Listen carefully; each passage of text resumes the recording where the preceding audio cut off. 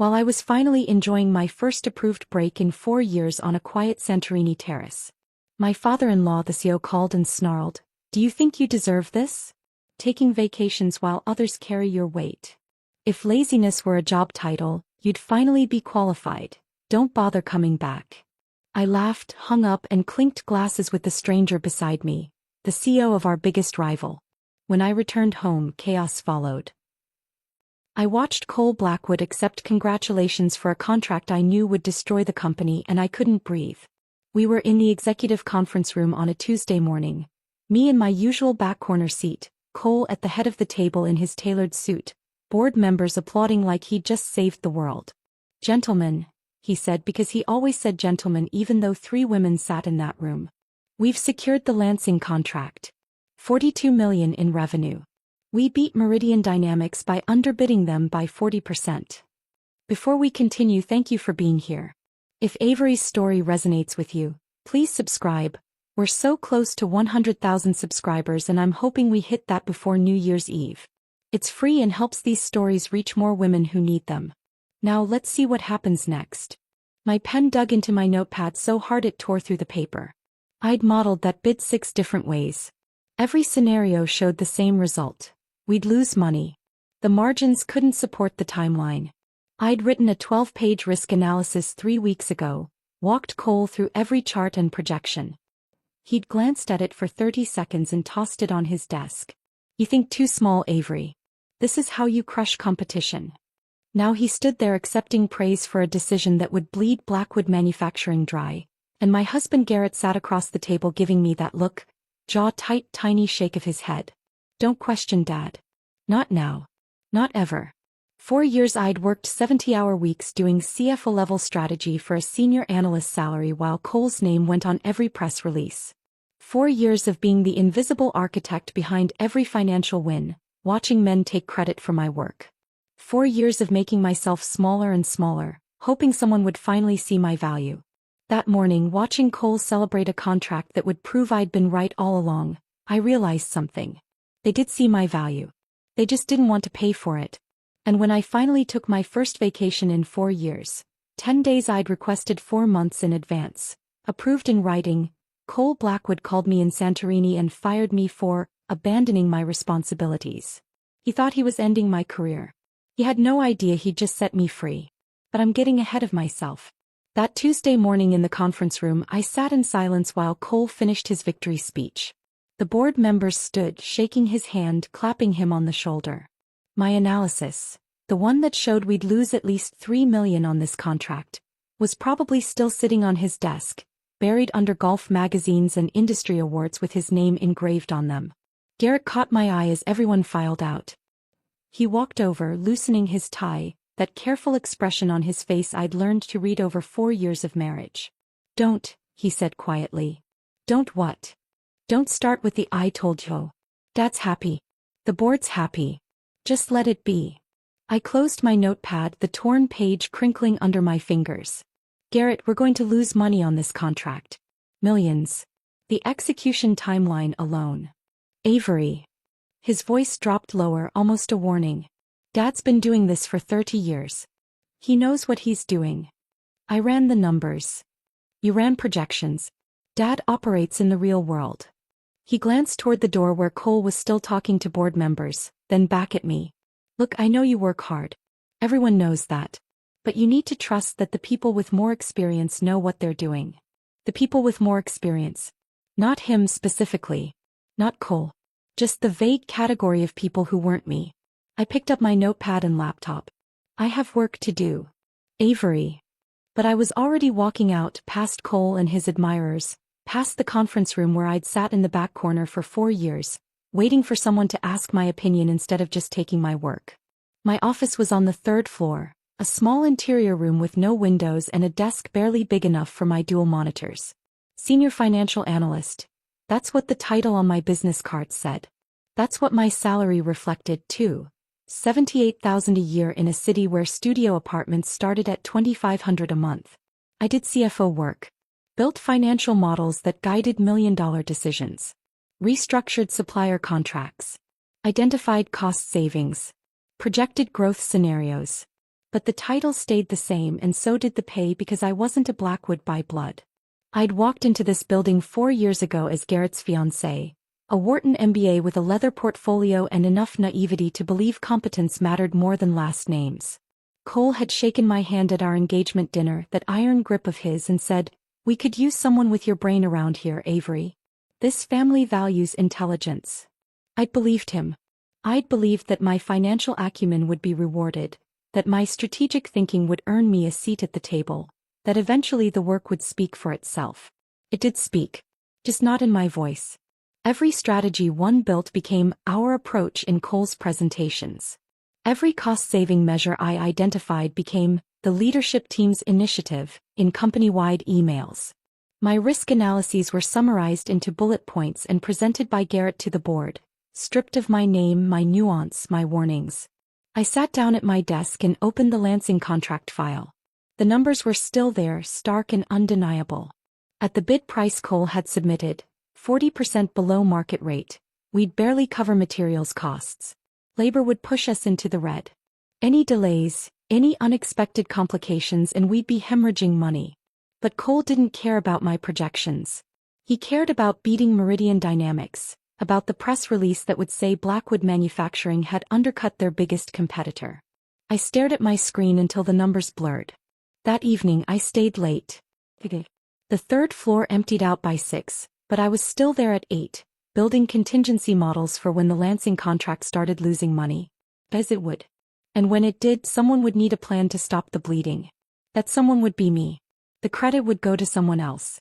Garrett texted at 9, "Working late again?" I typed back, "Finishing projections. Asterisk, don't stay too late. You need rest. Asterisk, rest." As if sleep was the problem. As if exhaustion was something I could fix with 8 hours and a good pillow instead of the systematic erasure of my contributions. I got home at 10:30. Garrett was already asleep or pretending to be. We'd stopped sleeping in the same rhythm months ago. Him in bed by 10, me stumbling in after midnight, both of us too tired or too distant to bridge the gap. I brushed my teeth in the ensuite bathroom, looking at my reflection in the mirror. Dark circles under my eyes that concealer couldn't quite hide. Hair pulled back in the same utilitarian ponytail I wore every day. The woman looking back at me seemed smaller than she should be, like I'd been compressing myself for so long I'd forgotten my original shape. The house was quiet. Our Brookline townhouse, bought with Blackwood money before we'd even gotten married, Garrett's name on the deed. I paid half the mortgage from my $78,000 salary. He paid the other half from his director-level income that was nearly double mine, even though his primary job seemed to be presenting my work to his father. I climbed into bed on my side, the left side, the side I'd claimed 4 years ago and never moved from. Garrett didn't stir. Somewhere between our wedding and our second anniversary, we'd stopped being partners. We'd become roommates who shared a mortgage and occasional meals and increasingly less conversation. I stared at the ceiling in the dark, thinking about the Lansing contract and Cole's dismissal of my analysis and Garrett's warning not to make waves. For years. I'd given this family 4 years of 70-hour weeks, 4 years of invisible labor, 4 years of watching my name disappear from my own work. And for what? The email arrived 3 weeks later, on a Wednesday night when I was working from the kitchen island, laptop open, mug of chamomile tea going cold beside me. Garrett was upstairs watching something on his iPad, the sound of explosions and dramatic music filtering down through the ceiling. Subject line: Updated benefit information. I almost deleted it. Almost. But something made me pause. Maybe the timestamp sent at 9:14 p.m., long after Margaret and HR usually went home. Maybe the small voice that had been whispering warnings I'd trained myself to ignore. I opened it. My Keyman life insurance policy had been increased from $3 million to $18 million, effective immediately. I read it 3 times. $18 million. No explanation. No prior discussion. Just a clinical paragraph in corporate font notifying me that Blackwood Manufacturing now valued my death at 6 times what they'd valued it 3 months ago. My hands were shaking as I opened my calendar, scrolling back through project completions and milestones. The policy increase was dated March 18th. March 18th was 3 days after I'd finalized the supplier contract renegotiations that saved Blackwood $6 million in annual costs. 3 days. The knot in my stomach that had been tightening for months suddenly had a shape, a name, a cold mathematical logic that made my chest constrict. I grabbed my laptop and walked upstairs. Garrett was propped against the headboard, iPad on his lap, barely glancing up as I came in. "Garrett, did you know about this?" I turned the laptop screen toward him, showing the email. He squinted at it, then shrugged. "Life insurance? That's just HR stuff. Standard benefits. My policy was increased to $18 million. Okay." He looked back at his iPad. "That's good, isn't it? Means the company values you. Values me." The irony was so sharp I almost laughed. "Did anyone else get an increase?" "I don't know, Avery. I don't handle HR benefits." His tone was dismissive, distracted. "If you're worried about it, talk to Margaret." I did. The next morning I went down to the third-floor HR office, a cramped room with filing cabinets and a desk where Margaret had sat for 23 years, watching Blackwood children grow into Blackwood executives.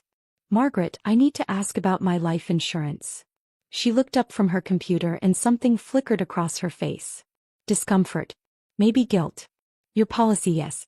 Mr. Blackwood authorized the increase last month." "Why?" She shuffled papers on her desk, not meeting my eyes. "He said it was standard for executives performing high-value work." "I'm not an executive." "You perform executive-level responsibilities." The words sounded rehearsed. "Did anyone else receive an increase?" Her hands stilled. The silence stretched. "Margaret, I'm not at liberty to discuss other employees' benefits, Avery. I'm sorry." I left her office with my heart pounding, that knot in my stomach pulling tighter and tighter until I thought I might be sick. $18 million. 3 days after saving the company $6 million. And 2 weeks later, Cole Blackwood called me into his office and gave me my first operational audit assignment. Cole's office was mahogany and leather, floor-to-ceiling windows overlooking the Boston skyline. I stood in front of his desk on a Friday afternoon in late May, hands clasped in front of me, waiting while he finished an email. He didn't look up for 2 full minutes. When he finally did, his expression was neutral, businesslike. "I need you to do a safety walkthrough at the Dedham facility. Tuesday evening. Second shift." I frowned. "Isn't that operations responsibility? You're always talking about cost efficiency." He leaned back in his chair, fingers steepled. "I want a financial perspective on whether we're over-investing in safety protocols." Fresh eyes. Something about it felt wrong. But I said yes. Because that's what I always did. The Dedham plant was 30 years old, all concrete and exposed metal, machinery that roared and clanged in rhythms that felt aggressive. I walked the floor alone for 3 hours with a clipboard and steel-toed boots that kept slipping on oil-slicked concrete. A forklift came so close I felt the wind from it. The driver didn't even turn his head. 2 weeks later, Cole sent me to Somerset. Midnight inventory check. I walked catwalks with railings that shifted under my grip, trying not to look at the concrete 20 feet below. Then Lexington. The chemical storage facility where I'd spent an hour breathing fumes before someone finally noticed the ventilation had malfunctioned. I came home shaking that night, lungs burning, and Garrett was on the couch scrolling his phone. "How was it?" he asked without looking up. "I think I inhaled something toxic." "Dad says you're doing great work on these audits." A month later, I collapsed in the office bathroom. The ear doctors ran every test. Found nothing. "Probably stress," they said. "You should take a vacation." So I did. I submitted the request 4 months in advance. 10 days in Santorini, late September, timed perfectly after the quarterly close so no one could say I was being irresponsible. I routed it through HR, copied Cole and Garrett, attached my project timeline showing everything would be covered. Cole approved it with a single-sentence reply. "Fine. Make sure everything's handled." I spent 3 weeks training Jordan, a junior analyst who was eager but inexperienced. I created a 60-page transition document, step-by-step instructions, contact lists, contingency protocols for every active project. I scheduled daily check-in calls. I color-coded spreadsheets. I did everything except clone myself. Garrett had barely reacted when I told him about the trip. "You're going alone?" It wasn't a question really. Just an observation delivered in that flat tone he used for everything lately. "You're welcome to come," I said even though I didn't mean it. "I can't take time off right now." Dad needs me here. Of course he did. We hadn't shared a bed in 6 months. Hadn't had a real conversation in longer than that. I'd stopped expecting him to ask about my day, my work, my life. We existed in parallel routines. Him leaving for the office before I woke up, me coming home long after he'd eaten dinner alone. The morning I left for Logan Airport, I stood in our kitchen with my suitcase packed, waiting for something I couldn't name. Goodbye maybe. A hug. Some acknowledgement that I was leaving for 10 days. But Garrett had already gone to work. The house was silent except for the hum of the refrigerator. I locked the door behind me and didn't look back. Santorini hit me like oxygen after years of holding my breath. The light was different, golden and impossibly soft, nothing like Boston's perpetual gray. I stayed at a small cliffside hotel in Ojai run by a woman named Katerina who brought fresh yogurt and honey to my terrace every morning and never asked why I was traveling alone. I spent the first 2 days crying. Ugly, heaving sobs on my private terrace overlooking the caldera, mourning a version of myself I'd buried so deep I'd forgotten she existed. The woman who'd graduated Wharton with honors and ambitions. The woman who'd believed competence mattered more than last names. The woman who'd thought marriage meant partnership. By day 3 something shifted. I started breathing differently, deeper, slower, like my lungs were remembering their actual capacity. I walked the narrow cobblestone streets with no destination, ate grilled octopus at tiny tavernas where no one knew my name, drank a Surtico that tasted like minerals and salt and freedom. I didn't check my work email. Not once. Garrett sent one text on day 2. Hope you got there safe. I didn't respond. On day 4 I was sitting on the hotel terrace at sunset, watching the sky turn shades of amber and rose I didn't have names for, a glass of wine in my hand, when the woman at the next table turned to me. She was older, late 50s maybe, with silver-streaked auburn hair pulled into an elegant knot and oversized sunglasses that somehow made her look more sophisticated instead of hidden. You have the look of someone who just remembered she's allowed to exist, she said. I laughed, surprised by the sound of it. Is it that obvious? Only to someone who's been there. She gestured to the empty chair at her table. Join me. Her name was Wyatt Brennan, and she had the kind of presence that made you sit straighter without realizing it. Not intimidating exactly, but commanding in a way that felt earned rather than performed. We talked about Greece, about travel, about the particular magic of Santorini light. Safe topics. Easy topics. Then my phone started buzzing on the table. Cole's name flashed across the screen. Once. Twice. 3 times. I ignored it. Wyatt raised an eyebrow. Someone's persistent. My father-in-law. CEO of the company I work for. I picked up my wine glass, watching the liquid catch the fading sunlight. He doesn't believe in boundaries. Family business? In-laws business. I just work there. The bitterness in my voice surprised me. The phone buzzed again. 4th call. Wyatt tilted her head. You going to answer that?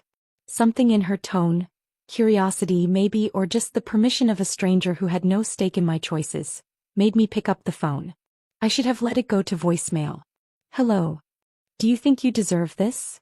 Cole's voice exploded through the speaker so loud that Wyatt could hear it clearly. So loud that the couple 3 tables away turned to look. Taking vacations while others carry your weight? You've been gone 3 days and the Lansing contract is imploding because you weren't here to clean up the mess. 4 years of conditioning made me respond automatically, voice steady even as my heart raced. Cole, I left a 60-page transition document. I trained Jordan for 3 weeks. Everything is covered. Jordan is incompetent. You're the one who runs the numbers, Avery. You're the CFO. Something cracked inside me. Something that had been bending for 4 years under the weight of invisible labor and stolen credit and salary reviews that never came. I'm the senior financial analyst who does CFO-level work for half the salary and 0 credit. I said, my voice colder than I'd ever heard it. And I'm on an approved vacation. Silence on the other end. The dangerous kind. Then his voice came back, quiet and venomous. If laziness were a job title, you'd finally be qualified. Don't bother coming back. You're fired. The line went dead. I sat there holding my phone, staring at the darkening caldera, and felt something strange wash over me. Not devastation. Not fear. Relief. Then I started laughing. It started small.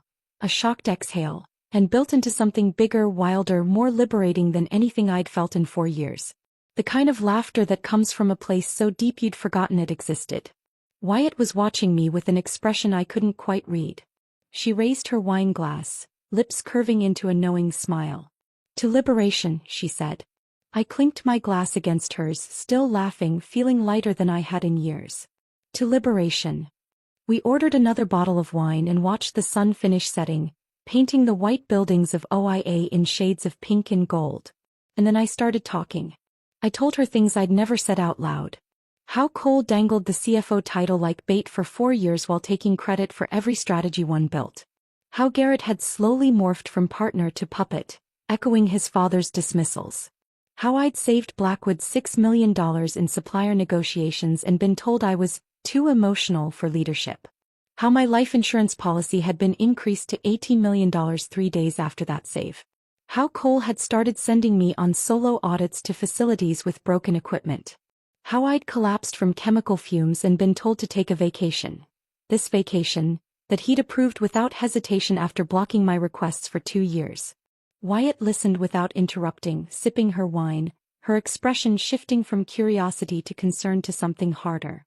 When I finished, she was quiet for a long moment. Then she reached into her bag and pulled out a matte black business card. "Wyatt Brennan," she said, sliding it across the table. "CEO of Meridian Dynamics."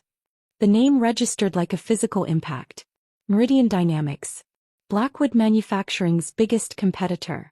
The company Cole had spent 5 years trying to crush, underbidding on contracts, poaching clients, bad-mouthing in industry circles. "I heard the whole conversation," Wyatt said. "And I'm going to make you an offer. We're opening a new East Coast division. We need a CFO who understands industrial manufacturing, someone who knows the players, the pitfalls, how to build sustainable growth instead of reckless empire." She paused. "Someone who actually takes vacations." I stared at the card, at the embossed logo, at the phone number that felt like a lifeline I hadn't known I needed. My phone buzzed on the table. "Garrett, Dad's furious." "What did you do?" "Not are you okay? Not what happened. Just what did you do?" Like I'd committed some unforgivable sin by answering my phone on my approved vacation. I picked up the phone, held the power button until the screen went dark, and looked at Wyatt. "Tell me more." "We stayed on that terrace until the stars came out, until the tourists thinned and the restaurants along the cliff began closing their outdoor seating, the staff stacking chairs and wiping down tables with tired efficiency." Wyatt told me about Meridian Dynamics over that second bottle of wine. How she'd built it from a mid-sized regional player into a national competitor by focusing on sustainable manufacturing practices and treating employees like assets to develop rather than resources to exploit. "We don't win by underbidding and bleeding out on execution," she said, swirling the wine in her glass. "We win by building relationships with clients who value quality over cost-cutting. It's slower growth, but it's real." Everything she described was the opposite of Cole's approach. I told her I'd think about it. She smiled like she already knew my answer. "Take your time. Enjoy the rest of your vacation. When you're ready, call me." We had dinner 3 more times over the next week. At different tavernas perched on the cliffs, over fresh fish and Greek salads and conversations that felt like a strange hybrid of therapy and strategic planning. She never pressured me. Never made the job offer feel transactional. She just talked about what Meridian was building and let me imagine myself as part of it. On my last night in Santorini, we met at a small restaurant in Phoenicia, away from the tourist crowds. The owner brought us grilled sea bass and roasted vegetables without us ordering, like Wyatt was a regular. After dessert, baklava and strong Greek coffee, she handed me a leather folder embossed with Meridian's logo. "Background reading," she said. "Details on the CFO role, compensation structure, team you'd be building." She paused, sliding the folder across the table. "And some industry intelligence on Blackwood you might find interesting. No pressure. Just information." The folder was thick, substantial. I tucked it into my carry-on bag, promising to read it on the flight home. That night, lying in my hotel bed with the terrace doors open and the sound of the Aegean drifting in, I finally checked my email. I'd been offline for 9 days. 9 days of silence from Blackwood Manufacturing, from my marriage, from the life I'd left behind in Boston. 73 unread messages. I scrolled through them with a sick feeling in my stomach. 15 from Cole.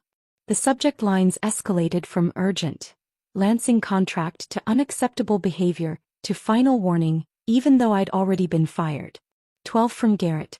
Each one colder and more clipped than the last. Where are you? Dad's furious. You need to call. This is embarrassing. You're being selfish. Not once did he ask if I was okay. 3 emails from Diane Cole's wife, all with subject lines about family loyalty and disappointing everyone who believed in you. And one from Sloan, Garrett's younger sister, sent 2 days ago. Avery, I'm sorry about Dad. I don't know what happened, but I know it's not your fault. Call me when you're home. I miss you.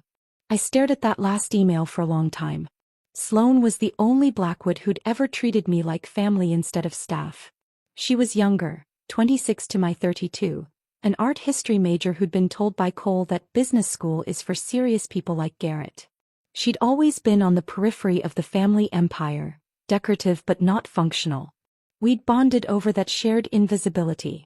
I didn't respond to any of the emails. Just closed my laptop and tried to sleep. The flight from Athens to Boston was 9 hours. I waited until we were cruising at altitude, the cabin lights dimmed and most passengers sleeping or watching movies on their seatback screens, before I opened Wyatt's folder. The first section was what I expected. Job description, salary range, equity package, benefits. All of it generous, professional, exactly what a CFO role should offer. The second section made my hands start shaking. It was a comprehensive analysis of Blackwood Manufacturing's financial health, compiled by Meridian's strategic intelligence team. Not corporate espionage.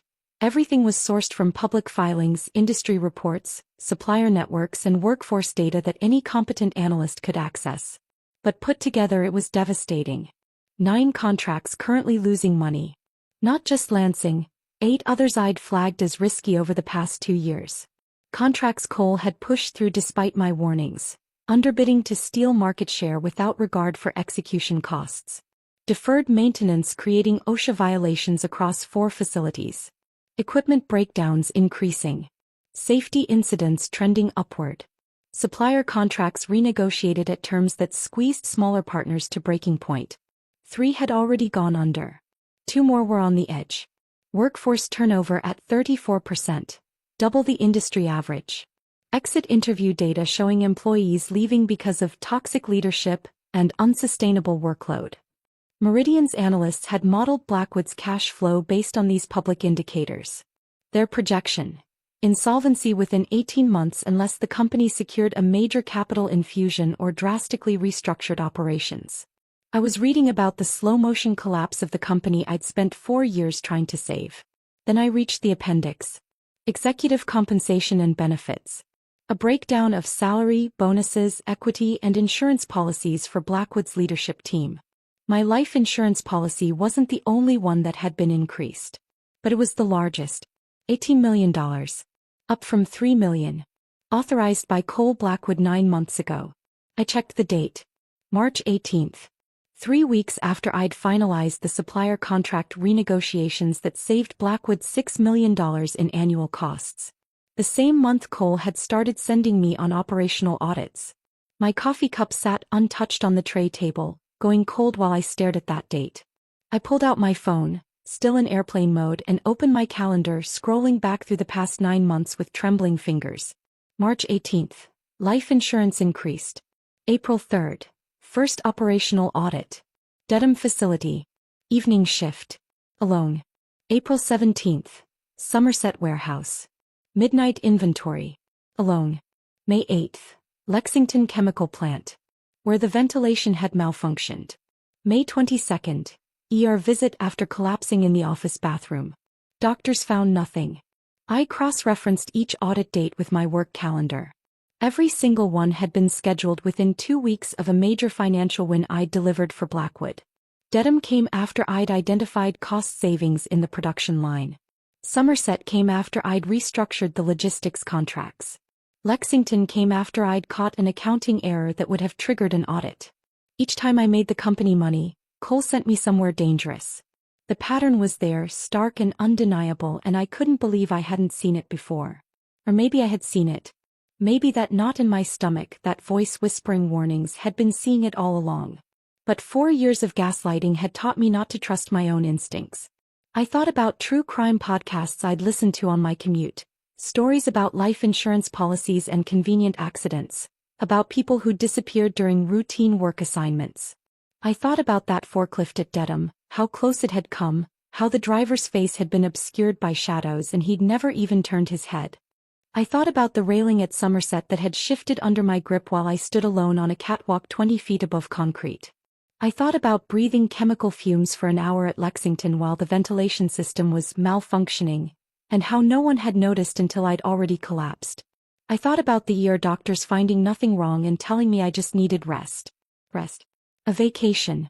A vacation Cole had blocked for 2 years, until suddenly 4 months ago he'd approved 10 days in Greece without hesitation.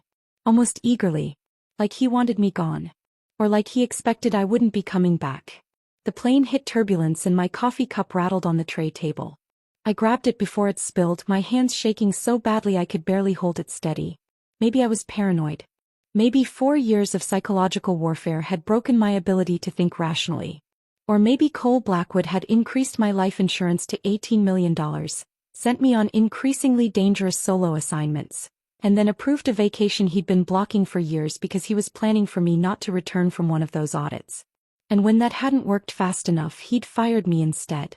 The plane started its descent into Logan just after 11 p.m. I'd been planning to take an Uber back to Brookline to the townhouse I shared with Garrett, to unpack and shower and figure out my next steps. But sitting in the terminal with my carry-on and Wyatt's folder, staring at my phone as it reconnected to the network and messages started flooding in, I couldn't make myself do it. I couldn't walk back into that house. That marriage. That life. Not knowing what I knew now. I booked a room at the Marriott connected to the terminal. Checked in at midnight with my suitcase and my leather folder full of truths I couldn't unknow. The room was generic. Beige walls, industrial carpet, a bed that smelled like industrial detergent. I sat on the edge of it, still in my travel clothes, and stared at the wall. My phone buzzed. Garrett. You land yet? We need to talk. Not, I missed you. Not, are you okay? Not, welcome home. Just, we need to talk. Like I was a problem to be managed instead of a wife returning from vacation. I typed back. I'm staying at a hotel tonight. I'll come by tomorrow to get some things. His response came within seconds. Seriously? You're being dramatic. 4 years of invisible labor. An $18 million life insurance policy. A pattern of dangerous assignments timed to my successes. A firing during an approved vacation. And I was being dramatic. I turned off my phone, lay back on the stiff hotel pillows and stared at the ceiling. For the first time in 4 years I felt something close to clarity. Cole Blackwood had fired me. Maybe he tried to kill me. Either way, I was done playing by his rules. I slept badly that night, waking every hour to stare at the hotel ceiling and listen to the muffled sounds of travelers wheeling luggage past my door. By 6 a.m. I gave up and took a shower that was too hot, standing under the scalding water until my skin turned pink and I felt almost human. I needed clothes, toiletries, my laptop charger, the basics of existing, which meant going back to the townhouse. I arrived at 10 a.m., parking my rental car on the street because the driveway was full. 4 cars. Garrett's BMW, Cole's Range Rover, Diane's white Tesla and Sloane's Audi. My stomach dropped. An intervention. I sat in the car for a full minute, hands gripping the steering wheel, debating whether to just drive away. But I needed my things. And some part of me, the part that had spent 4 years trying to prove my worth to these people, wanted to face them. The front door opened before I reached it. Garrett stood there in khakis and a button-down, arms crossed, expression tight and unreadable. We've been waiting for you. Not good morning. Not, how are you? Just, we've been waiting, like I was late to a meeting I'd never agreed to attend. I stepped inside without responding. They were all assembled in the dining room like a tribunal. Cole at the head of the table in his tailored suit, hands folded on the polished wood. Diane to his right, perfectly coiffed, pearls at her throat, wearing the practiced sympathy she deployed at charity events. Sloane tucked into the corner looking miserable, dark circles under her eyes. Garrett gestured toward an empty chair. Sit. I stayed standing. I'm just here to get some clothes. Sit down, Avery. Cole's voice had that edge of command he used in board meetings, the one that expected immediate obedience. I didn't move. He leaned back, studying me with those cold gray eyes. Did you enjoy your little tantrum in Greece? It wasn't a tantrum. It was a vacation. Approved in writing 4 months ago. He waved that away like it was irrelevant. You abandoned your responsibilities. The Lansing contract is falling apart. Jordan couldn't handle what you left him. The Lansing contract was always going to fall apart, Cole. I told you that in a 12-page risk analysis. You ignored it. The room went very still. You didn't contradict Cole Blackwood. Not in his presence. Not in front of family. That was the first rule I'd learned when I married into this dynasty. Garrett's jaw clenched. He took a step toward me, voice low and tight. Avery, you're a senior analyst. Not the CFO. You don't get to question executive strategy. There was 4 years of subtext finally spoken out loud. I looked at him. This man I'd married, who'd promised we'd be partners, who'd said his family's company needed fresh perspectives and that together we'd build something meaningful. The man who'd slowly transformed into his father's echo. You're right, I said quietly. I'm not the CFO. I just do all the work of one. For half the salary. With 0 credit. My mistake was thinking that might actually matter to any of you. Diane's voice came from the table, sweet and sharp. Avery, we've given you so much. A place in this family. Opportunities most people would be grateful for. Security. This ingratitude is really quite shocking. I laughed. The sound came out harsh and bitter. Opportunities? Is that what you call working 70-hour weeks while being told I'm too emotional for leadership? Having my strategies presented to the board with other people's names on them. I turned to look directly at Cole. Or maybe you mean the opportunity to risk my life doing solo safety audits at facilities with broken equipment, right after you increased my life insurance policy to $18 million? Cole's expression went carefully blank. Too carefully. That's standard executive coverage for high-value personnel. I'm not an executive. I'm a senior analyst. You've made that very clear. I crossed my arms. And the timing is interesting. The increase was authorized 3 weeks after I saved the company $6 million in supplier negotiations. The same month you started sending me to dangerous facilities. Alone. Sloane stood up suddenly, her chair scraping against the hardwood floor. Dad, what is she talking about? Cole shot her a warning look. Sloane, this doesn't concern you. Sit down. But Sloane was staring at me, her face pale. Avery, what do you mean? What life insurance policy? I pulled out my phone, opened the HR email I'd saved and slid it across the table toward her. She picked it up, read it, and the color drained completely from her face. Garrett snatched the phone from her hand. This is routine corporate policy. You're twisting it into something it's not. Then why wasn't anyone else's policy increased? My voice was steady now, cold with a clarity I hadn't felt in years. Why did the dangerous audit start right after? Why did I collapse from chemical fumes at Lexington? Why did the ear doctors find nothing wrong but tell me I needed a vacation? A vacation Cole had been blocking for 2 years until suddenly he couldn't approve it fast enough. The table had gone silent. I could see them processing, calculating. Diane's expression of practiced sympathy faltering into something harder. Garrett's defensive confusion warring with doubt. Sloane's dawning horror as she looked from me to her father. Cole alone remained calm. Too calm. His fingers were still folded on the table, his posture relaxed, but his eyes had gone flat and dangerous. You're being paranoid, he said. 4 years of stress have clearly taken a toll on your mental health. Don't. The word came out sharper than I intended. Don't gaslight me. Not now. I've spent 4 years doubting my own instincts because you convinced me I was too emotional, too cautious, too small-minded.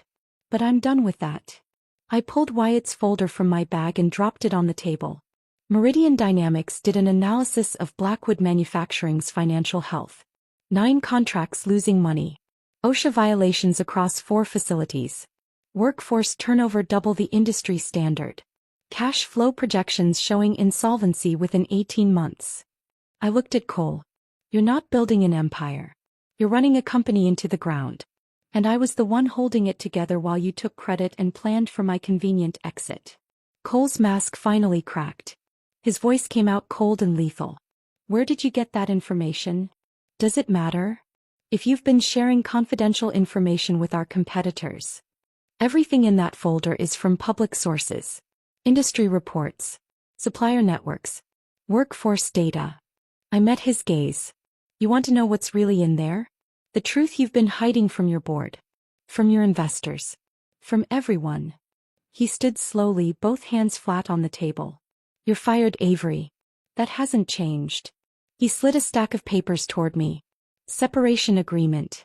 Non-disclosure. Non-compete covering 24 months and the entire industrial sector on the East Coast. Sign it, take your $60,000 severance and disappear quietly. I picked up the papers. My hands were steady. Underneath the separation agreement were divorce documents. Garrett's signature already there, dated 3 days ago, while I'd still been in Santorini. My chest went hollow. I looked at Garrett. You filed for divorce while I was on vacation? He wouldn't meet my eyes. Dad said it was best to handle everything at once. Clean break. Everything at once. My job. My marriage. My entire life dismantled like a failed quarterly report. You signed these 3 days ago, I said. Before I even came home. Avery. You'd already decided. All of you. I looked around the table. This isn't an intervention. This is an execution. Diane's voice was crisp. We're giving you a generous severance. Most people in your position would be grateful. $60,000. I set the papers down. For 4 years of CFO-level work. While you pay actual executives 4 times that as a starting bonus. Cole's patience was gone. You have 72 hours to sign. After that, we rescind the offer and make this very ugly for you. No severance. No recommendations. We'll make sure no one in this industry hires you. I picked up my purse. Looked at Garrett one last time. At this man who'd promised to be my partner and had instead become my warden. You already made it ugly, I said. You just didn't expect me to survive it. Sloane stood up. Avery, wait. But I was already walking toward the stairs, toward the bedroom where I'd spent 4 years sleeping next to a man who'd stopped seeing me somewhere along the way. I packed quickly. Clothes, toiletries, my laptop, the few personal items that were actually mine. Everything fit into 2 suitcases and a duffel bag. When I came back downstairs, they were still sitting at the table. Garrett had his head in his hands. Diane was speaking quietly to Cole. Sloane was staring at her phone. She looked up as I passed, eyes red. I paused. Mouthed, I'm sorry, because she was the only one who'd never treated me like I was temporary. Then I walked out of that house and didn't look back. I loaded my bags into the rental car, hands shaking now that the adrenaline was fading. Sat in the driver's seat with the engine running, staring at the townhouse I'd never really belonged in. My phone buzzed. A text from Sloane, I believe you. I'm so sorry. Please be safe. I typed back, thank you. You too.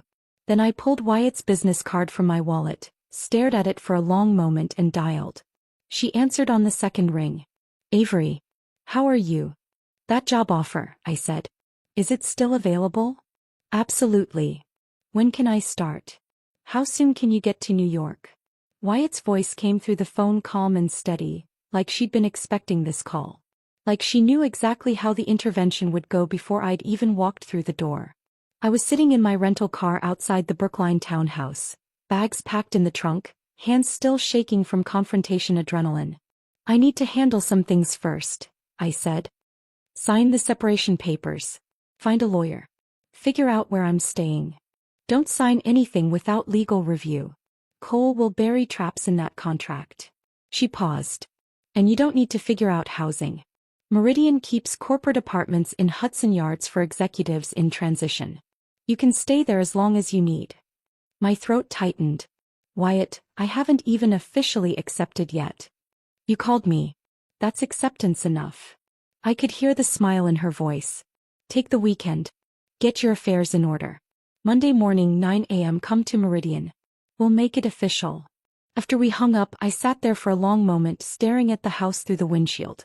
Then I put the car in drive and left Brookline behind. That night I stayed at the Marriott again.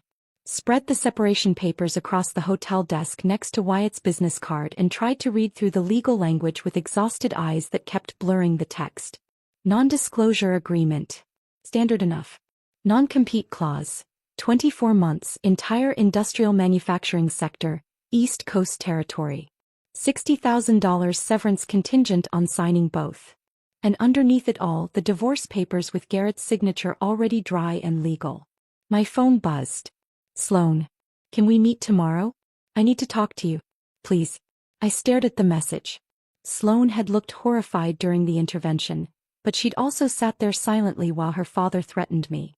While Garrett presented divorce papers he'd signed behind my back. But her text from earlier, "I believe you," had felt genuine. I typed back, "Coffee. 10 a.m. Cambridge." Her response came immediately, "Thank you." I barely slept. The hotel air conditioning cycled on and off with mechanical precision, and every time I closed my eyes I saw Cole's flat, dangerous expression when I'd mentioned the life insurance policy. By 9 a.m. I was showered and dressed, drinking bitter hotel coffee and watching the minutes crawl toward 10. The coffee shop was near Harvard Square, tucked into a side street where tourists didn't usually wander. I got there early, ordered a latte I didn't really want, and sat in a corner booth with my back to the wall. Sloan arrived at exactly 10, wearing jeans and an oversized sweater, hair pulled back in a messy bun. She looked like she hadn't slept either. She slid into the booth across from me, hands wrapped around a to-go cup she must have brought from somewhere else. "Thank you for meeting me," she said quietly. "You said you believe me." "I do." She set down her cup, pulled out her phone, and her hands were shaking. "Avery, I need you to listen to something." She tapped her screen, turned up the volume slightly and pressed play. Cole's voice came through, muffled but unmistakable. "Insurance policy pays out to the company if something happens to her. 18 million. It solves our cash flow problem for the next 2 quarters while we restructure." Another voice, older, gravelly. "And you're sure the audits won't raise flags?" "Frank, I've been running this company for 30 years. I know how to manage risk assessments. As long as the facilities are documented as compliant after her visits, no one will question anything. What if she figures it out?" "She won't. She's too busy trying to prove herself to see what's right in front of her." The recording cut off. I sat there feeling like someone had dumped ice water over my head. Sloane's eyes were red-rimmed. "I couldn't sleep after yesterday. I kept thinking about what you said, about the timing, about the audits. So around 2 in the morning I went downstairs. Dad's study door was cracked open. He was on the phone." She swallowed hard. "I recorded it through the door." My hands had gone numb. "Sloan. I know what this means. I know what he was planning." Her voice cracked. "Avery, I think my father tried to kill you." The words hung between us, stark and terrible. "If you testify to this," I said carefully, "if you give this recording to anyone official, Cole will destroy you. He'll cut you off. Turn the family against you. Make sure you have nothing." She laughed, and it came out bitter and broken. "He's already destroyed me. Just slowly over 26 years. Telling me I wasn't serious enough for business school. That art history was a cute hobby for someone who didn't have Garrett's discipline. That I should focus on finding a good husband instead of a career." She looked at me with fierce, desperate eyes. "You were the only person in that house who ever asked about my work. Who looked at my paintings like they mattered. Who treated me like I had a brain instead of just a trust fund. Sloan. I can't let him do this to you. I won't." She pushed her phone across the table. "Take it. Copy the recording. Use it however you need to." I stared at the phone, at this evidence that could bury Cole Blackwood but would also detonate what was left of Sloane's family. "Are you sure?" "I've never been more sure of anything." She wiped her eyes with the back of her hand. "I'm done being quiet. I'm done pretending the people I love aren't monsters." I picked up the phone and forwarded the recording to myself. Watched the progress bar fill and the confirmation appear. Then I reached across the table and gripped her hand. "Thank you," I said. "For believing me. For being brave enough to do this." He squeezed back. "What are you going to do?" "I don't know yet. But I'm not signing Cole's papers until I talk to a lawyer." That afternoon I met with Patricia Strand in her office in downtown Boston. A corner suite with leather furniture and walls lined with law books and framed degrees from schools that mattered. She was maybe 55, silver hair cut sharp at her jawline, reading glasses perched on her nose as she reviewed the separation agreement I'd brought. She read in silence for 10 minutes, making occasional notes on a legal pad. Finally she looked up. This non-compete is unenforceable. I blinked. What? You were terminated during approved leave time. That's retaliatory termination, which violates Massachusetts employment law. The non-compete clause is overly broad. 24 months covering an entire industry sector is unreasonable restriction of trade. She tapped the document. If Cole tries to enforce this, we'll countersue for wrongful termination, and I'll make sure every detail comes out in discovery. The life insurance policy. The dangerous audits. The whole pattern. So I can just ignore it? No. Sign it. Take the severance money. Let Cole think he's won. He smiled sharp and knowing. Then go work for Meridian Dynamics. When he inevitably tries to sue you for breach, we'll destroy him in court and you'll probably end up with a much larger settlement. And the divorce? She flipped to those pages. Uncontested, no fault. You're not asking for anything except to dissolve the marriage. Sign it. Move on. He's not worth fighting over. I signed everything that afternoon. Separation agreement. Divorce papers. All of it. Patricia filed the documents while I sat in her office drinking water from a paper cup and feeling like I was shedding a skin I'd been trapped inside for 4 years. When I walked out of her building, the September air felt different. Lighter. I drove to New York that evening. 3.5 hours down I-95 with my entire life packed into 2 suitcases and a duffel bag, Sloane's recording backed up in 3 separate locations, and Wyatt's business card in my wallet. The corporate apartment was on the 42nd floor of a glass tower in Hudson Yards. 1 bedroom, floor-to-ceiling windows, furniture that was tasteful and temporary. It was twice the size of my office at Blackwood and felt like a palace. I stood at those windows on Sunday night, watching the city lights reflect off the Hudson River, the skyline stretching out in all directions like a promise I was finally allowed to believe in. My phone buzzed. Wyatt, ready for tomorrow? I typed back, ready. Another message appeared. Sloane, I told Mom and Dad I'm moving to New York. Dad didn't take it well. But I'm done living in that house. Thank you for showing me it's possible to leave. I smiled, feeling something warm and fierce bloom in my chest. You're going to be okay, I typed. We both are. Monday morning came with clear skies and cool air that smelled like possibility. I put on my best suit, navy blue, tailored, professional, and took the subway to Meridian's office in Midtown. The lobby was all glass and steel and living walls of greenery. The receptionist smiled when I gave my name. Miss Hale. Miss Brennan is expecting you. 48th floor. The elevator rose through the building and with each floor I felt lighter, more solid, more like myself. Wyatt was waiting in her corner office, windows overlooking Central Park, wearing a charcoal suit and that same confident smile from Santorini. Welcome to Meridian, she said, extending her hand. I shook it and her grip was firm and warm and real. Thank you for the chance. Thank me by building something great. She gestured to a leather folder on her desk. Contracts ready when you are. And Avery? Cole Blackwood is about to learn that firing you was the biggest mistake of his career. I picked up the pen, signed my name and felt the last 4 years finally, truly end. My first day at Meridian, Wyatt walked me through the 48th floor, introducing me to people whose names I tried desperately to remember while my brain was still processing that I actually worked here now.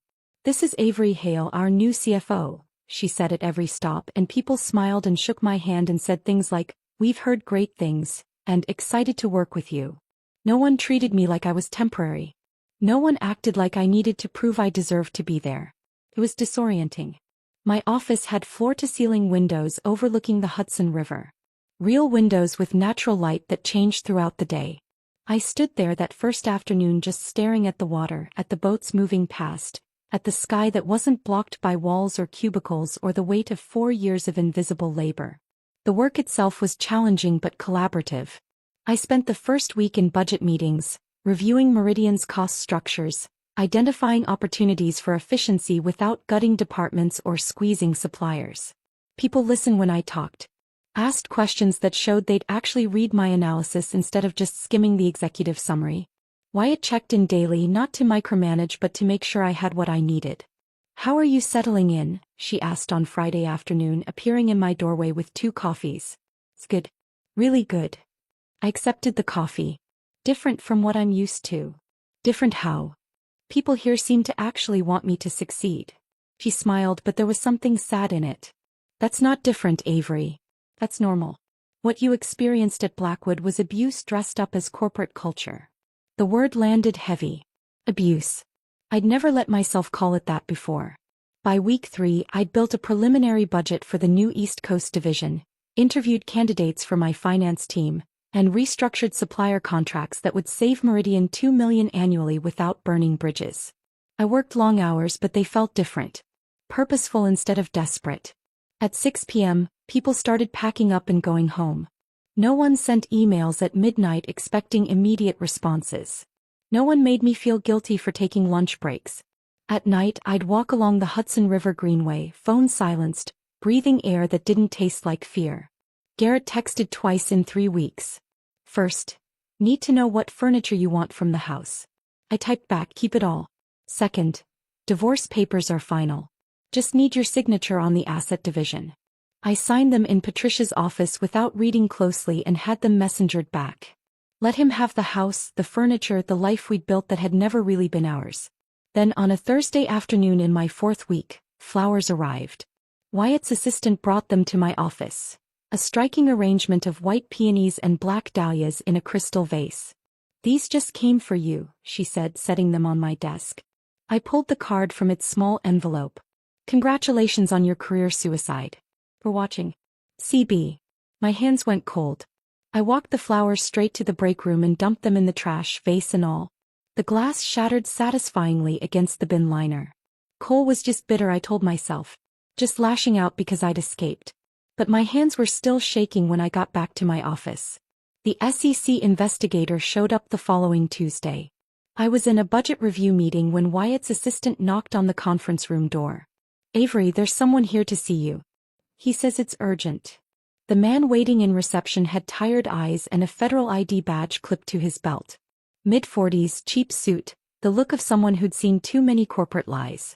Ms. Hale, I'm Martin Voss with the Securities and Exchange Commission. I need to speak with you about allegations that have been filed. My stomach dropped. What kind of allegations? Securities fraud and theft of proprietary information. Is there somewhere we can talk privately?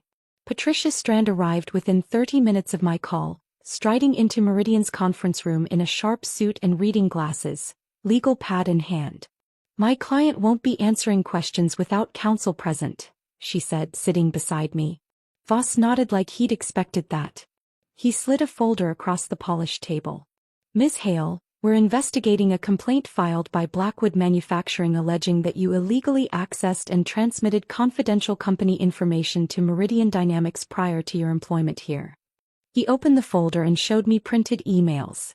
From avery.hale@blackwoodmf.com to w.brennan@meridiandynamics.com. Date, September 3rd. Subject, confidential financial projections. The preview text showed financial data, client lists, contract details. My mouth went dry. I never sent these. Voss's expression didn't change. According to Blackwood's IT department, these emails originated from your company account. The metadata shows they were sent from your IP address while you were still employed. That's impossible. I never emailed Wyatt before I was fired. I met her in Santorini after. Patricia put a hand on my arm. We'll need to see the complete digital forensics. Email headers, server logs, authentication records. Everything. Voss pulled out a notepad. We're still gathering that information from Blackwood's systems. But Ms. Hale, I need to ask, did you have any communication with Meridian Dynamics before your termination from Blackwood Manufacturing? No. I met Wyatt Brennan for the first time on September 18th in Santorini. Cole had already fired me by then. And you didn't discuss Blackwood's business operations with her? I hesitated. We talked generally about the industry. But nothing proprietary. Nothing I wouldn't discuss at any industry conference. Patricia made a note. Agent Voss, my client is cooperating fully. But until we can examine the forensic evidence, she won't be making any further statements about these alleged emails. After Voss left, I sat in that conference room feeling like the air had been sucked out. Patricia was already on her phone. I'm calling a digital forensics expert. If those emails are fabricated, the metadata will prove it. Wyatt came in, closed the door, pulled out the chair across from me. This is Cole's move, she said quietly. Fabricated evidence to destroy your credibility and hurt Meridian. What if he's good enough to make it stick? What if? Email forensics don't lie, Avery. If he created these, the digital fingerprints will show it. She leaned forward. But I need you to be completely honest with me. Is there anything at all, that Cole could twist? Any emails, any conversations, any access to files that could be misinterpreted? I thought back through 4 years of work. Through every email I'd sent, every file I'd accessed, every conversation I'd had. Nothing. I never discussed Blackwood business with anyone outside the company. The only thing remotely close was our conversation in Santorini, and that was after I was fired. Wyatt nodded slowly. Then we fight. And we make sure Cole regrets starting this. But that night, alone in my corporate apartment, I couldn't stop thinking about those emails. About how real they'd looked. About Cole's resources and connections and his absolute certainty that he could destroy anyone who opposed him. My phone rang at 11 p.m. Sloan. I almost didn't answer. Avery, please. I need to see you. Now. Her voice was shaking. What's wrong? It's about Dad. About the SEC thing. I can't talk about this on the phone. Can you meet me? We met at a 24-hour diner in Chelsea, the kind of place with cracked vinyl booths and coffee that tasted like it had been sitting in the pot since dinner service. Sloan slid into the booth across from me looking wrecked. Hair uncombed, mascara smudged, wearing sweatpants and an oversized hoodie like she'd left the house in a hurry. Are you okay? No. She pulled out her phone with trembling hands. I couldn't sleep tonight. I kept thinking about what you said at the townhouse. About Dad. About the emails the SEC mentioned. So I went to his study around midnight. The door was cracked open. She tapped her phone, pulled up a voice recording, turned the volume low. Listen. Cole's voice came through, muffled but unmistakable. You're sure the emails look authentic? Another voice, older, nervous. Sir. Created them with administrator access, backdated to early September. Used her IP address from when she was still working here. And the SEC won't detect the fabrication? Not without deep forensic analysis, which they won't do for a corporate espionage complaint. They'll see the emails, interview her, and even if they don't charge her, the investigation alone will destroy her reputation. Pause. She'll never work in this industry again. Cole's voice came back, cold and satisfied. Good. Make sure all the logs are clean. I don't want any trace leading back to us. The recording ended. I sat there feeling like someone had poured ice water through my veins. Sloane's eyes were red and swollen. He fabricated evidence. He's trying to frame you for a federal crime. My hands were shaking so badly I had to grip the edge of the table. Sloan, if you give this to anyone, if you testify, your father will destroy you. I know. Her voice cracked. But I can't watch him do this. Not to you. Not to anyone. She pushed her phone across the table. Take it. Copy the file. Use it however you need to. I stared at that phone, at the evidence that could save me and detonate what was left of Sloane's family. Are you absolutely sure? She wiped her eyes with the heel of her hand. I'm done being afraid of him. I'm done pretending he's someone he's not. I picked up the phone, forwarded the recording to myself and Patricia and Wyatt, watched the files send and confirm.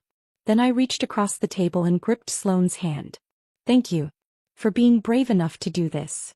She squeezed back and we sat there in that fluorescent-lit diner at midnight, two women who'd escaped the same poison, holding on to each other while the evidence of Cole Blackwood's crimes lived in our phones like a loaded gun.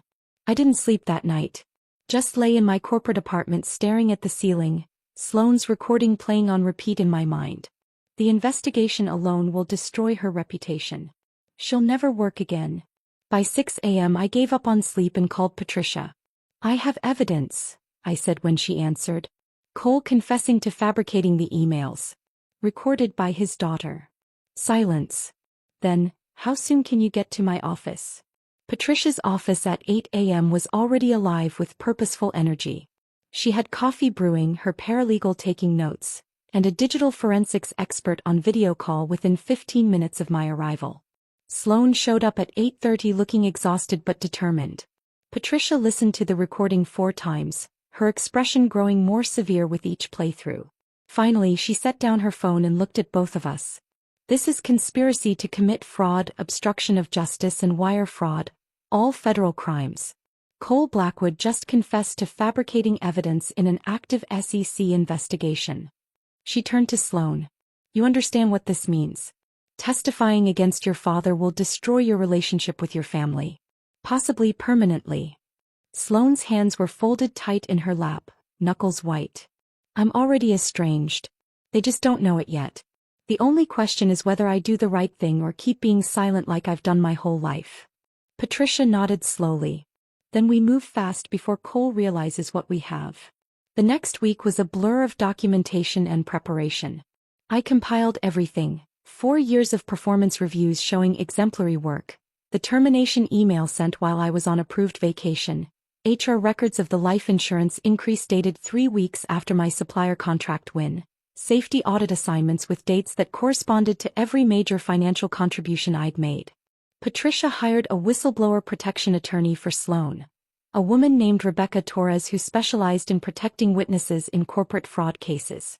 Sloan gave a formal statement, had the recording authenticated by a digital forensics lab, signed affidavits about what she'd witnessed. I watched her do it with a mixture of gratitude and guilt. She was burning her family to the ground to save me. Are you sure?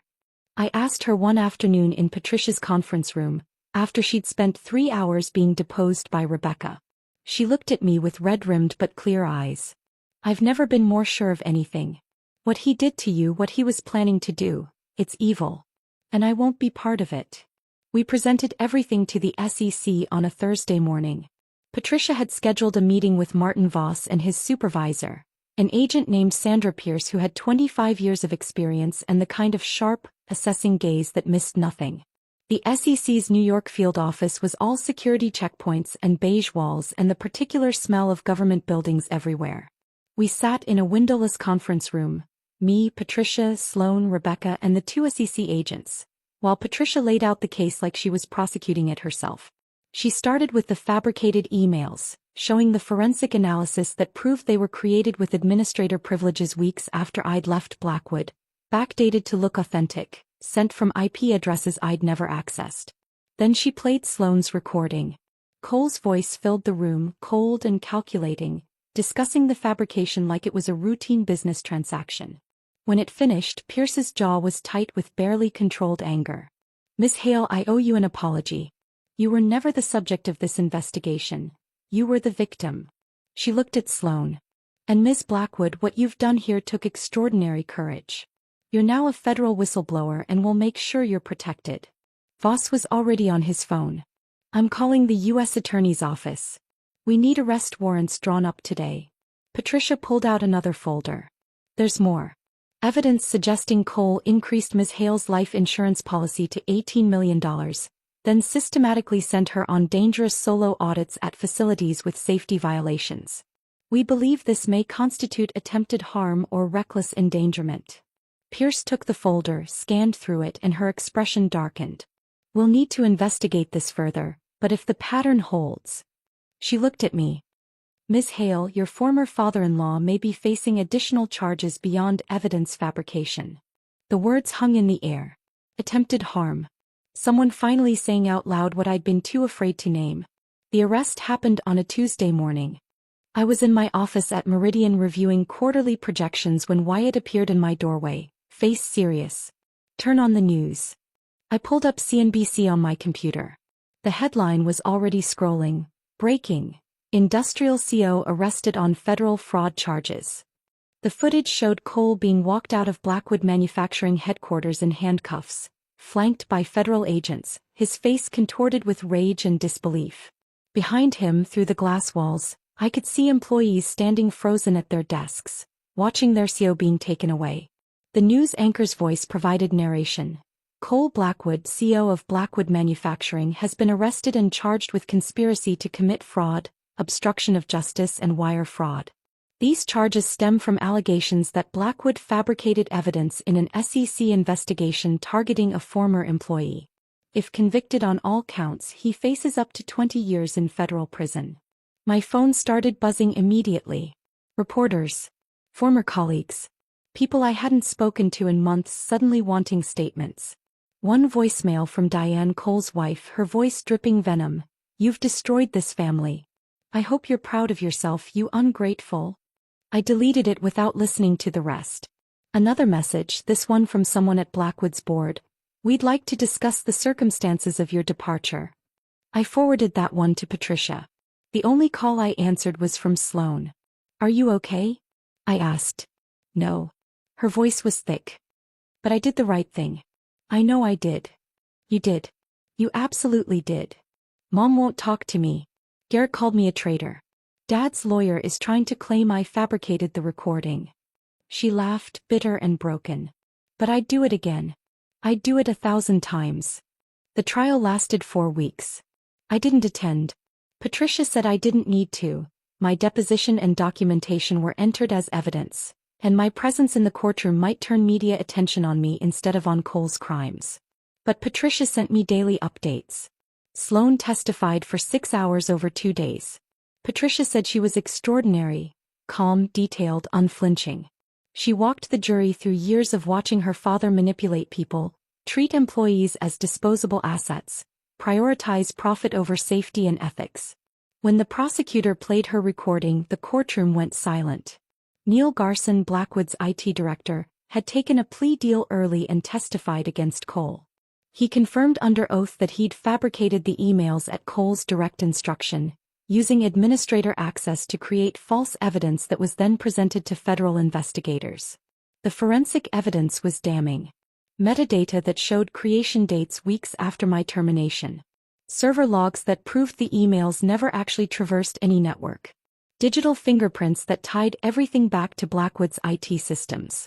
The defense tried to argue entrapment, claiming Sloan had manipulated the conversation. But the recording was too clear, too damning, and Cole's own words sealed his fate. The jury deliberated for 3 hours. Guilty on all counts. I was in a budget meeting when Patricia called with the verdict. I excused myself, walked to my office, closed the door, and just stood at the window looking out at the Hudson River. Guilty. Cole Blackwood. The man who'd dangled promotions I'd never receive, who'd taken credit for my work, who'd increased my life insurance and sent me into dangerous facilities, who'd fired me for taking a vacation and then tried to frame me for federal crimes, was guilty. Sentencing came 2 weeks later. 18 to 22 years in federal prison. I watched the news coverage from my apartment that evening, glass of wine in hand, sitting on my couch in the corporate housing that had somehow started feeling like home. The reporter stood outside the courthouse. "Cole Blackwood, once a titan of the manufacturing industry, will spend nearly 2 decades in federal prison." The judge cited the severity of fabricating evidence and attempting to destroy a former employee's career as factors in the sentencing. They showed footage of Cole being led away, his expensive suit rumpled, his face no longer red with rage but ashen with shock. Garrett appeared briefly in the coverage, stone-faced, declining to comment. My phone buzzed. "Sloan, it's over. He's really going to prison." I typed back, "How are you feeling?" Her response took a minute. "Empty. Relieved." Said, "All of it at once." "Me too," I sent. And it was true. I'd won. Cole was in prison. My name was cleared. Meridian had stood by me through everything. But victory didn't taste like triumph. It tasted like ashen endings and the hollow satisfaction of watching someone destroy themselves while you stood at a safe distance. I finished my wine, set down the glass, and looked around my apartment. At the life I was building, at the city lights beyond my windows, at the future that was finally, truly mine. Cole Blackwood had tried to erase me. Instead, I'd erased him. The wheel had turned. Justice had been served. And somehow it still felt like I'd lost something I couldn't name. The hollow feeling didn't go away. Thought it would. Thought that watching Cole get sentenced, seeing justice actually work for once, would bring some kind of closure that felt satisfying instead of just empty. But 3 weeks after the sentencing, I was still going through the motions. Working long days at Meridian, walking home along the Hudson, eating takeout in my corporate apartment while the city glittered outside my windows like a promise I'd forgotten how to believe in. Wyatt noticed. "You're doing excellent work," she said one afternoon in my office, "but you look like you're running on fumes. When's the last time you took a day off?" I couldn't remember. "Take the weekend," she said. "Actually take it. Don't check email. Don't think about budgets. Just exist for 48 hours. So I did. I spent Saturday walking through Central Park, watching families and couples and people who seemed to know how to be happy. Bought coffee from a cart vendor and sat on a bench by the lake, letting the October sun warm my face. Sunday morning, I was having coffee in my apartment when my phone rang. Wyatt. I'm sorry to call on your weekend, but there's something I need to discuss with you. Can we meet tomorrow? My stomach tightened reflexively. Is something wrong? No. The opposite, actually. But we should talk in person. Monday morning, she was waiting in her office with coffee and that same calm presence that had made me trust her on a Santorini terrace 6 months ago. Blackwood Manufacturing filed for Chapter 11 bankruptcy, she said without preamble. It was announced this morning. I set down my coffee. When? The filing went through over the weekend. They're liquidating assets to satisfy creditors. She pulled up something on her tablet, turned it toward me. Their precision equipment division is being sold. It's the only profitable piece of the company, strong workforce, solid contracts, good equipment. Worth about $65 million as a going concern. I could see where this was going. You want to acquire it. I want Meridian to acquire it. But only if you're comfortable with that. She set down the tablet. Avery, I know this is complicated. That was your workplace for 4 years.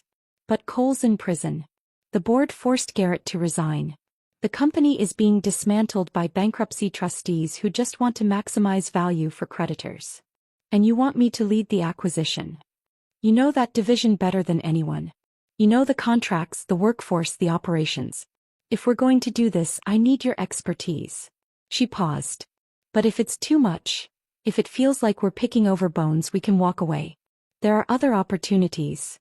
I looked out her window at the Manhattan skyline, at the city that had become my refuge. 200 people worked in that division. Good people who'd just been trying to do their jobs while Cole played power games with their livelihoods. What are you offering them? I asked. Full employment guarantees. No layoffs, no restructuring that cuts staff. We integrate them into Meridian with their current salaries and benefits intact. Wyatt leaned forward. I'm not interested in gutting a company for parts, Avery. I want to build something sustainable. But I need to know the numbers work. I thought about Jordan, the junior analyst I'd trained. About Margaret in HR. About the line workers and technicians and project managers who'd never had a say in Cole's destructive decisions. I'll do it, I said. But I want it in writing that we're protecting jobs. This can't be a cost-cutting exercise disguised as an acquisition. Wyatt smiled. Already drafted. Patricia reviewed the terms this morning. The next 2 weeks were brutal. I led the due diligence team. Financial analysts, operations specialists, legal counsel, through every aspect of Blackwood's precision equipment division. We reviewed contracts, assessed equipment value, interviewed key employees who were terrified they'd lose their jobs in the bankruptcy. It was strange being back in Blackwood's world, even at arm's length. I recognized names in the employee roster. Jordan, who'd been promoted to full analyst after I left. Margaret, still running HR after 24 years. Technicians and line workers I'd seen during those dangerous facility audits. People who'd just nodded hello and gone back to work, unaware that their CEO was using my visits as cover for something darker. The numbers told a clear story. The division was profitable, well-run at the operational level, dragged down only by Cole's reckless corporate strategy and the bankruptcy of the parent company.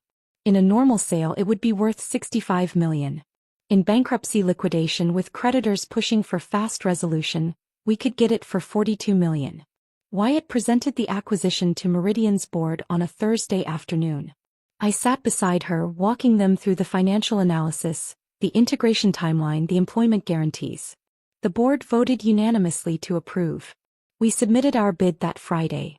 $42 million full employment protection, 90-day integration period. 3 weeks later, the bankruptcy court accepted our offer. Blackwood Manufacturing's most valuable asset, the division I'd helped build with 4 years of invisible labor, was now part of Meridian Dynamics. The night the deal closed, I was in my apartment finishing paperwork when my phone buzzed. Sloan, I saw the news about the acquisition. You saved 200 jobs.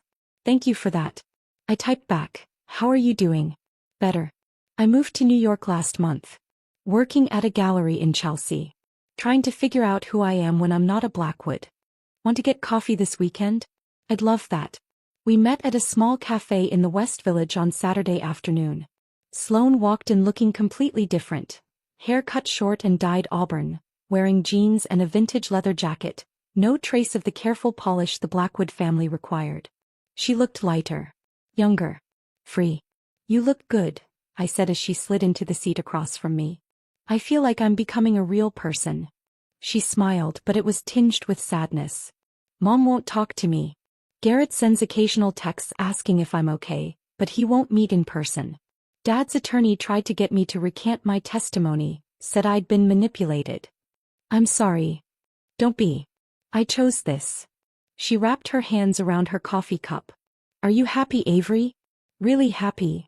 I thought about that question, about the work I was doing, the team I was building, the apartment that had stopped feeling temporary.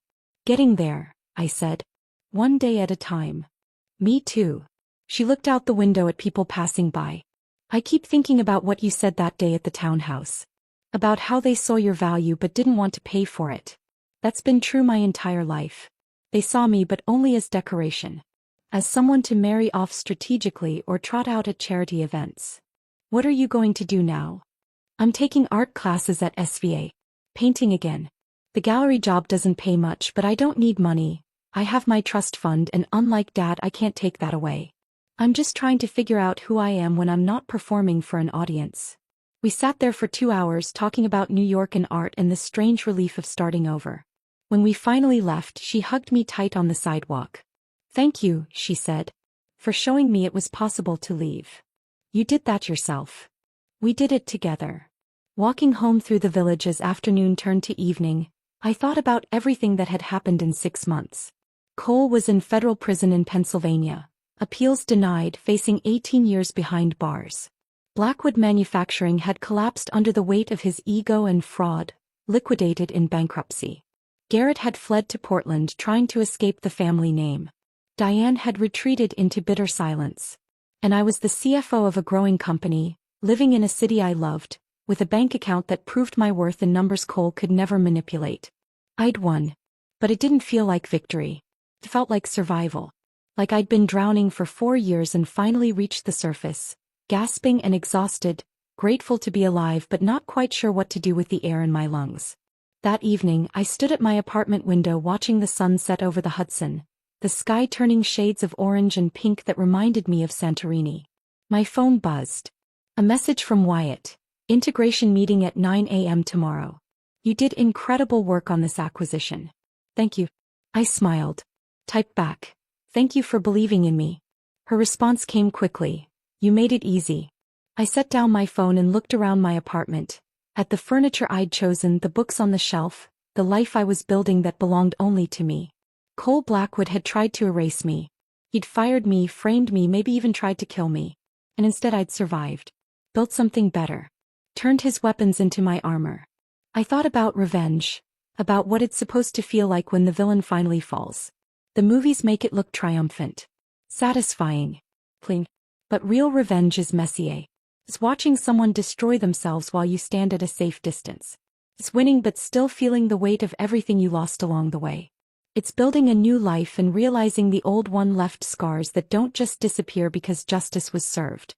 But standing there in my apartment with the city lights beginning to glow and the evening air cooling through my open window, I realized something else. The best revenge isn't destruction. It's building something better from the ashes. It's walking away free. And it's waking up every morning and choosing yourself over the people who tried to make you small. Cole had wanted me to disappear. Instead, I'd made him irrelevant. And that, finally, slowly, painfully, was starting to feel like enough. If this story of strategic justice had you holding your breath, hit that like button right now. My favorite part was when Sloane played that recording, exposing Cole's crimes in his own voice. What was your favorite moment? Drop it in the comments below. Don't miss more powerful stories like this. Subscribe and hit that notification bell so you never miss an